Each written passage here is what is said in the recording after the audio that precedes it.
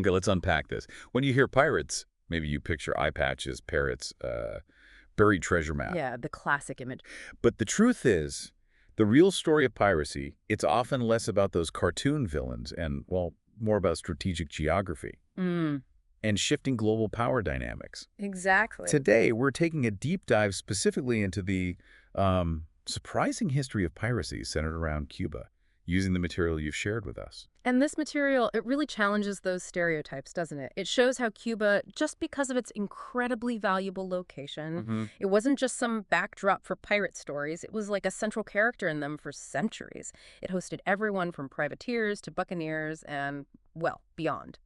Exactly. So our mission here is to move past those simple tales and really understand why. Why did this specific island become such a magnet for illicit activity? Right. What are the key moments, the key figures the material highlights? And how did the nature of this piracy evolve? Are there echoes of it today? It's about getting well-informed, fast, on a really complex and frankly fascinating history. And I think what's essential to grasp right away is just how strategically crucial Cuba was. You can't really understand the piracy here without understanding the Spanish Main. Right, the Spanish Main, it sounds, I don't know, legendary, and in a way it was. It absolutely was. It was the lifeline for the Spanish Empire, this Yeah. critical network of sea routes connecting Europe to their incredibly wealthy colonies in Central and South America. And just think about the ships sailing those routes. They weren't carrying everyday stuff. No, not at all. They were floating treasuries, just absolutely packed with gold, silver, spices, jewels, all these valuable resources pulled from the Americas. Which, naturally, made them an irresistible target. Bingo. And that's where figures like privateers and corsairs, sometimes called sea dogs, come into the picture. And these weren't just like rogue criminals operating entirely on their own. No, that's a key point in the material. They were often given official permission, basically commissioned by Spain's rivals, countries like England, France, Uh-huh. specifically to attack these vulnerable, treasure-stuffed Spanish ships. And because of Cuba's location, smack dab in the middle of those routes, Position. its ports became incredibly important very early on, not just for legitimate trade, but they started acting as these convenient hubs for smuggling, privateering, and, yeah, outright piracy. And your material highlights one of the most famous of these early sea dogs and his direct impact on Cuba, Sir Francis Drake. Ah, Drake. A national hero if you were English back then? Maybe. Definitely. But a notorious pirate if you were Spanish. The material points to his really significant attack on Havana in 1586. And the scale of that raid, according to the documentation you've got, it's pretty stunning for the time. Yeah, it says he reportedly looted over 2 million pesos worth of gold and silver. 2 million pesos. That wasn't just a minor skirmish. That was a huge blow to Spanish control and really a clear demonstration of Cuba's vulnerability. That scale, Oui. it just underlines how much wealth was moving through those waters and the, I guess, audacity of these early figures. Definitely. But after the English kind of made their mark, the focus in the material seems to shift, right? Towards another group who became central to the Cuban story, the French buccaneers. The Buccaneers. They sound like something straight out of a movie. What does the material actually tell us about who they were? It's actually quite interesting. The material explains they were often originally French sailors or settlers, and many were, forced out of their homes or livelihoods, sometimes due to hardship, sometimes even religious persecution back in Europe. They ended up in the Caribbean and sort of developed this unique way of life. And they were adaptable, it sounds like. Attacking ships, obviously. Yeah. But the material notes they're also willing to raid settlements on land, looking for riches, even recruiting new crew members. That's right. But crucially, for our deep dive here, they found a vital refuge right there on Cuban shores. Okay, that's interesting. And what's really fascinating from the material is the detail about how these buccaneers, they didn't just hide out. They apparently formed alliances. Alliances? With who? Not just with some indigenous groups, which you might sort of expect, but even with local government officials. Hey, Spanish officials. Yeah. Really? That completely flips the script on the usual pirate versus the law story, doesn't it? It absolutely does. That specific detail from your material is, well, pretty surprising. It suggests a level of complicity, or at least, turning a blind eye from within the Spanish system itself. Wow, okay. And this gave the buccaneers a degree of protection.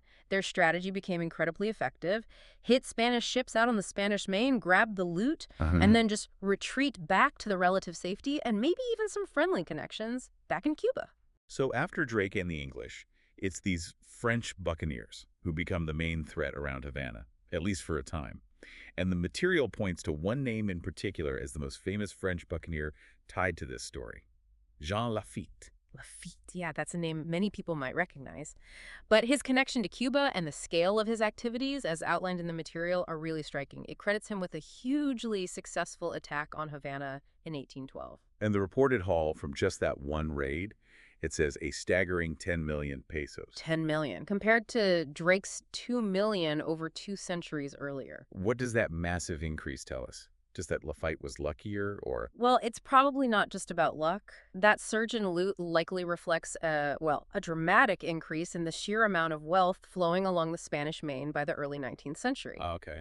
The colonies were more established, trade was booming, so the targets themselves were just much, much richer, making the potential payoff for pirates way higher. Gotcha. And the material notes that Lafitte's 1812 attack is often seen as marking the start of something significant, specifically in Cuban waters, what's called the Golden Age of Piracy there, roughly lasting until, 1825? A golden age specifically centered around Cuba, yeah. And there were other factors contributing to piracy becoming so rampant during this period. Like what? Well, the material points to a couple of key things. It mentions Cuba itself declaring war on Spain way back in 1609 and starting to attack Spanish ships for revenge. That added another layer of conflict and, opportunity. Right, more chaos. And also technological advances, faster ships, better artillery. These gave pirate groups much greater mobility and, success in their raids compared to earlier times. So during this relatively short window, this golden age, Cuban waters were just a hotbed of activity. And it wasn't just lesser-known figures, right? The material suggests some of the biggest names in pirate legend were operating out of Cuba then. That's right. The material lists really iconic figures like Henry Morgan, Blackbeard, even Captain Kidd, as individuals who reportedly called Cuba home, or at least a base, during this period. Their presence there really cements the island's place in pirate history, even if maybe their most famous exports happened elsewhere. But, like all golden ages, this one eventually had to end. By the 18th century, the material notes a decline in this kind of traditional piracy. Yeah, things started to change. Why? Why did it become less profitable or feasible? Primarily, it seems, due to a massive increase in law enforcement efforts. The crackdown. Exactly. Both Spain and Great Britain, which had basically consolidated significant control over the Caribbean and the Spanish Main by then, started dedicating serious resources to stamping out piracy. The risks just went way, way up. So places like Jamaica, another famous pirate haven, they became too dangerous to operate from openly. Pretty much. And where did many of these now pressured pirates go? Well, the material indicates many are retreated to places like Havana. They went to Havana, not away from it. Yeah, they moved away from the more dangerous hot zones and, kind of fascinatingly, settled down in places like Havana.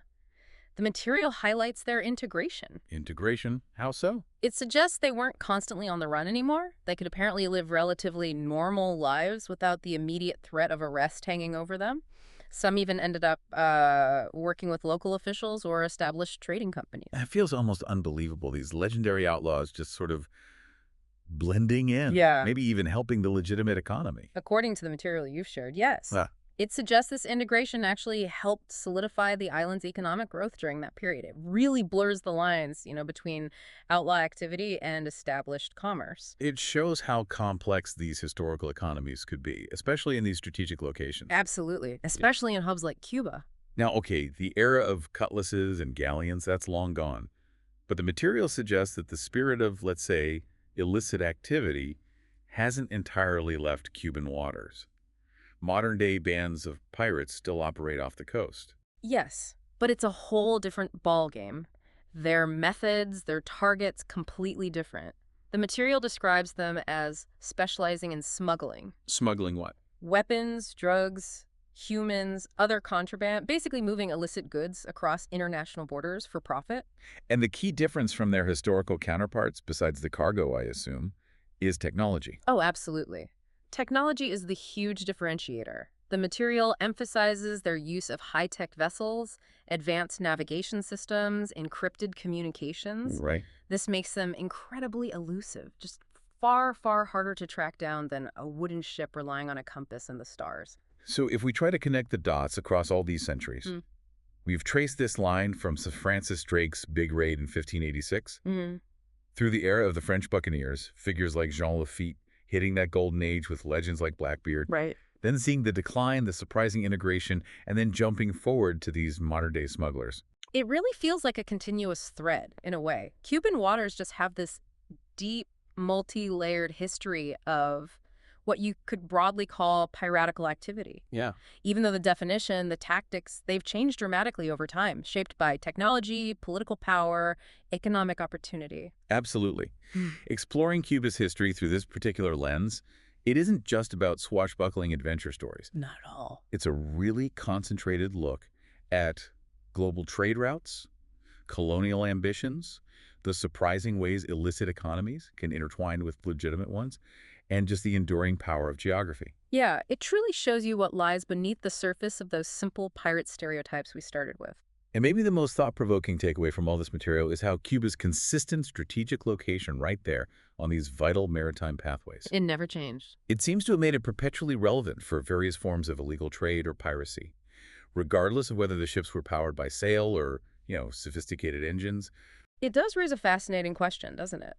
Does geography inherently dictate certain types of activity, ensuring that as long as valuable goods or people flow through a choke point like that, Right. there will always be those looking to profit outside the law? Exactly. It's definitely something to consider when we look at global trade and enforcement patterns even today.